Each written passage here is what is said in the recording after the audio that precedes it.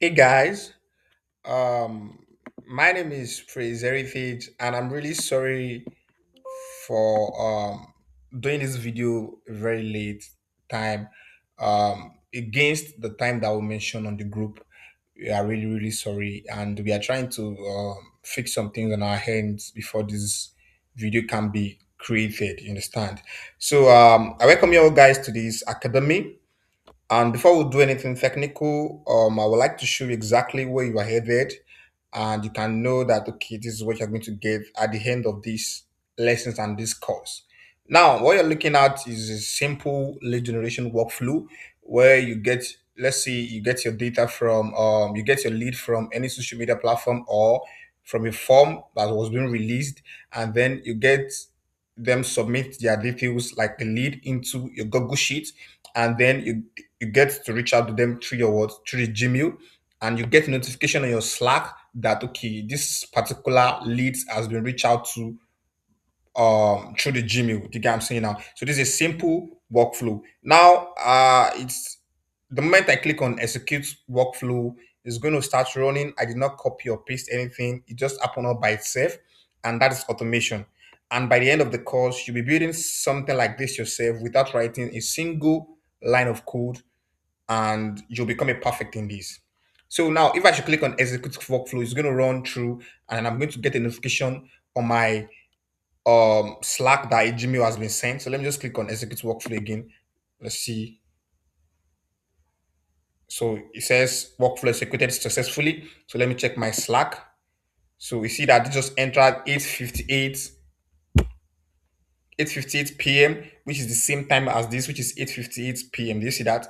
It says Gmail sent automated with N8N workflow. So you can see I already tested it before even going on this video with before creating this video rather. So let me close this now. So now before we do anything technical, as I said, let me explain the things that you need to understand when it comes to anything AI automation. Do you get what I'm saying now? You need to understand those things as a beginner and as someone who is just trying to learn more about the platform.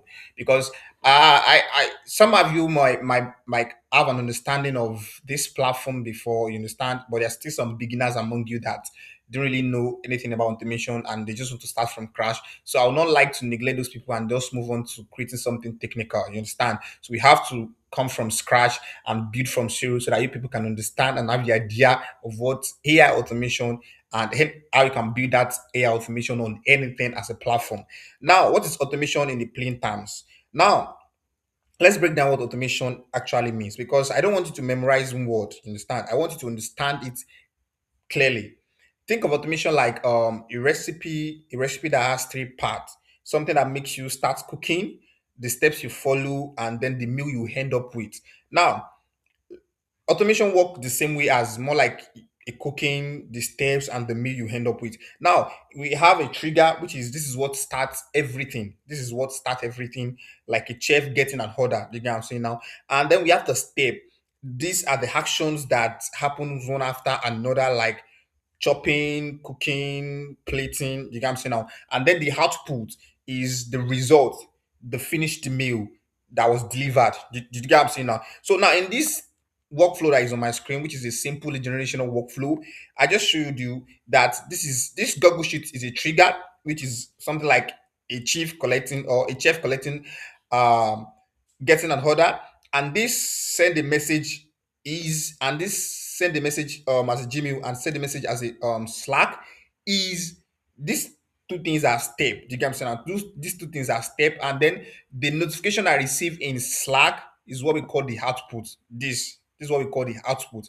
So now this trigger is the first one year. These tools are the step, and then this notification is what we call the output. Now that is how automation works. So triggers, we have these triggers, which is this first one. We have step, which are other nodes that are attached to these things. Other boxes that are attached to this trigger are what we call step, and then what you get as a final result is what we call the output. And every single automation you will ever build, or you are going to build, or whatever is going to happen to any automation you're going to work on, it comes with this exact pattern. So now what is anything specifically before we move on to another thing?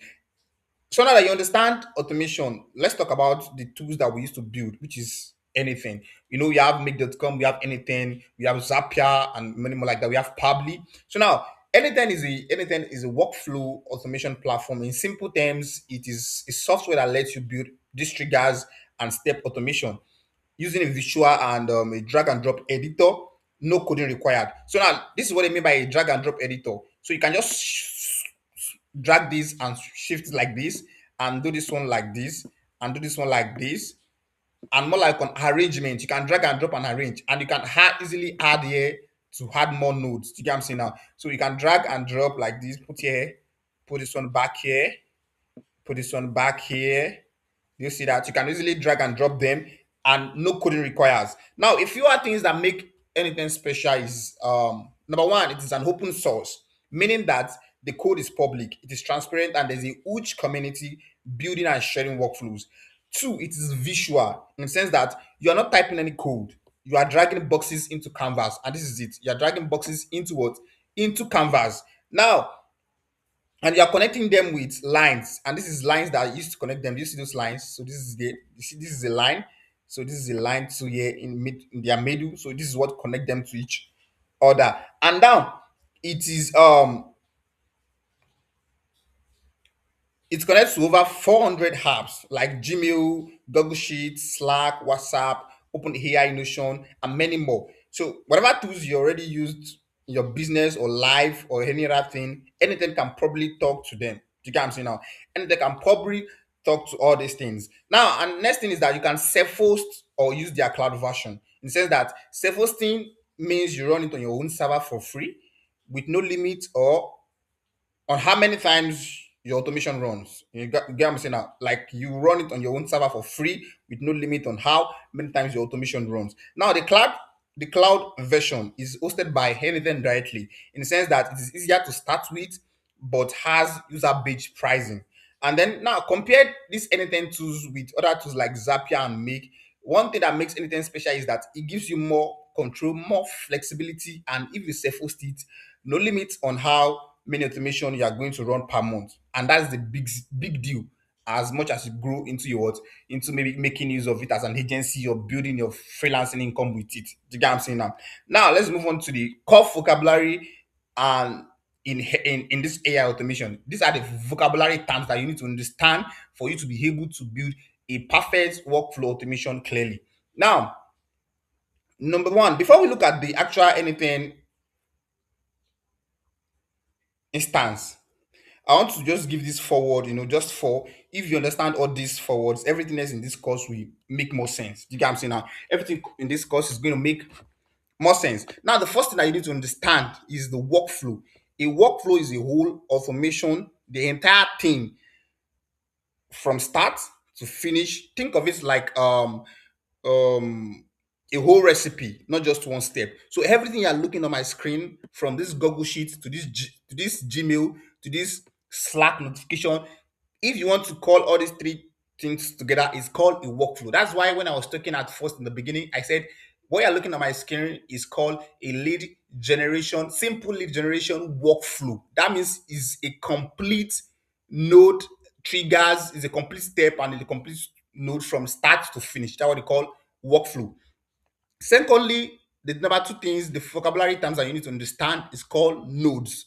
Nodes in the sense that node is a one single step inside that workflow. So now, this is our workflow, right? This this trigger now is a work is a what is a node. This send a message. This Gmail is a node. This Slack notification, which is also a send message, is a node.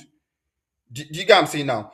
It's more like everything that is inside that workflow is called a node. So now, workflow, you cannot say that workflow comprises of many nodes. Do you get what I'm saying now? Connect together to what? To bring out automation or maybe a workflow. Do you get what I'm saying now? So we have this is node, this is node, this is node. These three are what are called node. Now, the next thing is we have the trigger node. This is a trigger node. Out of the four vocabulary times, this Google Sheet trigger is what we call it the trigger node. And this trigger node is a special kind of node. It is always the first node, and its job is to start the whole workflow. So If this trigger node is not working, all other nodes at the end is not going to work. So if this is not working, this is not going to work, this is not going to work. This trigger node, this Google Sheet trigger node has to work first before all these two will work. Do you get what I'm saying now? And there are different kind of triggers, but I will be mentioning four. These are the four major kind of triggers that we have, and I'm going to show you now on the screen those four major kind of triggers that we have. Now we have more than that. We have close to eight, particularly on anything. But the four major ones that people use most often, and even yourself, you make use of when you're working with a client or when building your assignment or practical work that we're going to give to you. So now, if you come to this plus button, when you click on it, you're going to see what we. Oh, that was because I'm gonna show you now. Ah, good. Yeah. So this is what I'm talking about. So now firstly we have trigger manually. It is called manual trigger in the sense that you click this one. It works only when you click a button yourself to start it. Do you get what I'm saying now? And this manual trigger is usually if you are trying to build an automation, you're just starting. Do you get what I'm saying now? If I click on it now, it's going to show this now. This is it. So what is showing us is that when you click on, let me shift this one up here. I'm coming.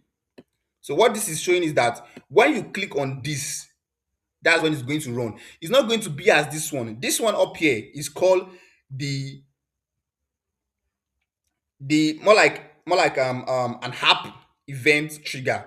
This is an app event trigger, which is a Google Sheet trigger, which is it waits for data to arrive into it before it can run. Do you get what I'm saying now? So you don't need to manually come here and come and click on start or maybe execute. No, the moment you click on publish and then you publish, this one at the top is running automatically.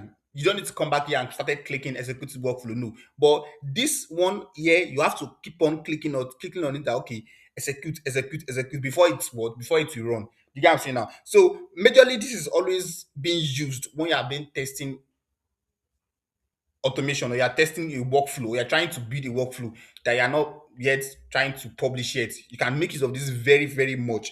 Do you get what I'm saying now? So it's when you click on the button yourself to start it.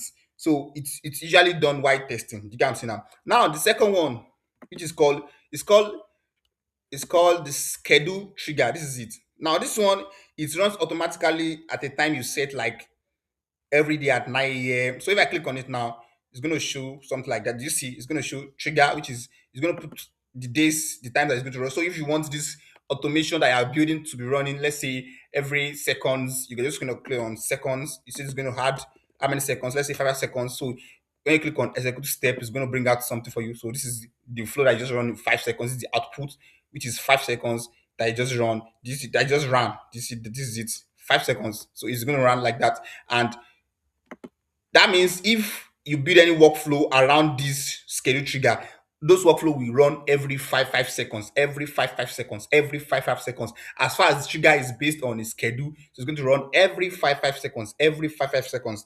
Now we have the webhook trigger. This webhook trigger is what we usually connect to all these platform like Vapi, Gua level, Hotspot, all these CRM platform, most of all these CRM platform, all these project management platform like Monday, ClickUp, most of all those ones, we use this webbook stuff to what? This is a um webhook trigger to what to connect them. So this webhook trigger it starts the moment something happens somewhere else. Do you get what I'm saying now? Let's say you can use it for a form, you can use it for all this CRM, so you can use it for even at the point you can use it for a Google Sheet if you don't want to make use of a Google Sheet trigger immediately, which is the one that is called App Event Trigger. You can make use of this for a Google Sheet, just that you're going to make use of an HTTP request and it's going to ask you for some URL for you to be able to connect it together. But this is not going to be in this lesson that I'm going to explain how you're going to do that. It's going to be in another lesson. So this is the third trigger. Another last trigger that we have is called app event trigger. It starts when something happens inside an app. For example, like a new email arriving in your Gmail, like a new data arriving in your Google Sheets, like a new um message arriving in your maybe Slack or maybe in a channel that you have or in a community that you have or some anything app related is going to be able to get the data from there and then it can run. So it's going to run based on data that is being dropped inside that platform. So if the data is being dropped inside the app, inside that app in a day, it's not going to run. So the moment a data drop, even if the data drop in the middle of the night, it's going to run immediately. You get what I'm saying now? So every workflow that you are going to build or you are ever going to build need exactly one way to start. Either it is called a manual trigger or a schedule or the webbook or the app event, which is the this one exactly like a Google Sheets one. You need it to what to run. We have other triggers, but those ones are not like majorly used. But these four are majorly used. And now back to the vocabulary terms I'm explaining, which is the um I've mentioned out of the vocabularies that I'm talking about, I've mentioned the workflow, I've mentioned the nodes, I've mentioned the trigger nodes, and now the last one is the connection. So the connection are these lines that you're looking at, these lines that you see that join these two nodes together. You see that? So if I click on delete now, these nodes are not connected to each other. So what connect them to each other is this line. I can easily drag it back here and connect it back. This is how it's connected back. So this line is what we call the connection. So it's the one joining one node to another, and it shows the direction the data flows. Do you get what I'm saying now? So if I bring it here like this is like it bends and show me that okay, when your data is coming from Gmail, it bends here and go to the what to Slack. Do you get what I'm saying now? So from this step to that step, it shows everything. Do you get what I'm saying now? So like you can think of it like something like as the order the recipe steps happening. Do you get what I'm saying now? The order the recipe step happens in, you understand? So that is just it. So we have the workflow, the node, the trigger node, the connection. So you can no, you can jot them down and then so that you cannot forget, you understand? So those are the four vocabulary terms that we have. Now, what you're looking at on my screen is workflow interface, like N8N interface. And in this point, I'm not actually building anything. I'm just trying to show you how all these things, how it runs inside N8N, so you guys can just see for yourself before we even move on to building anything technical. You get what I'm saying now? So everything, this big place that you're looking at is called the canvas. It's a big empty space where your workflow lives. So you see that this is where your workflow stays. This is where everything is going to be. Do you get what I'm saying now? This is where your workflow lives. Every node you had is going to sit here. And then we have the node panel. The node panel is where you had a node button. This is a node panel here. When you click on it like this, you see that when I drag my cursor here, it shows open node panel. So when you click on it, it's going to open. So this is a plus button where you had nodes. So when you click on a panel, when you click on it, a panel will open, show you every nodes, the action, anything it can connect to. For example, Gmail, Sheets, Slack, and all 400 of them. You understand? And one of the things that is searchable here. So if you say you want to search for something like, let's say, HubSpot, it's showing HubSpot immediately, do something like that. So it doesn't really need much of work. You can just search for the kind of nodes that you want to connect to your workflow, and it's going to show it up. So now we have the execute button, which is here. You can click on execute from schedule trigger, which is this one. You can click on the drop down, and you see now we have three. The reason why this has a drop down is because there's three triggers on this canvas that are looking at. We have this one, we have this one, we have this one, we have the app event, we have the manually, we have the schedule. So if I should delete this now, I should delete this now. So we're going to, you see that there's no drop down again. It's showing only execute workflow. So if I click on this execute workflow, it's going to start again from the beginning and run again to the end. So let's say click like this. You see that it run again by itself. Do you get what I'm saying now? So this button up here is how you run your workflow to test it. So when you click on it, anything runs through every node step by step and show you exactly what happened, including if something went wrong. Do you get what I'm saying now? And that's the whole tool. Canvas is the middle. The hard node button is here, and then the execute button to test it. And that's just all. And you can check your execution here. Do you get what I'm saying now? Like you see now, we have the one these are the executions that we've done that is succeeded. So this one too, it was succeeded. This one too, it was succeeded. You can check when there's, you see that this one, it has an error in the middle. So you can check what is wrong to see what's the issue. And this is an evaluation box where you can be able to see, you can evaluate your workflow. You see there's a YouTube there where you can evaluate your workflow. You can add evaluation trigger to evaluate your workflow. So now that's just everything that I want to explain to you on in this lesson. Now, the before the next lesson, I want you to do some things for me, and that's going to be your assignment. For you that do not have an N8N account, you just have to go and set up your N8N account. You have two options. We have the N8N cloud, which is you go to n8n.io, sign up, and you get a free trial. This is the easiest ways to start, nothing to install. The second one is the self-host, where you will have more. But if you are more technical, you can install anything in your own server to for free with no limit. And for now, if you're brand new, I'll just suggest that you go with anything cloud. Just go and set up, log in, and see that the same empty Canva I show you here. So let me just delete this one, and delete this one. So what I want you to see on your screen is this like this. That's what is going to be your assignment. And I really appreciate you guys for joining. I'll drop the next video very soon too, and you can watch the board during the weekends and just get back to him with any question that you have or anything you want us to talk about, and with feedbacks too. Please, we want your feedbacks too. Thank you very much. See you guys in the next lesson. Thank you.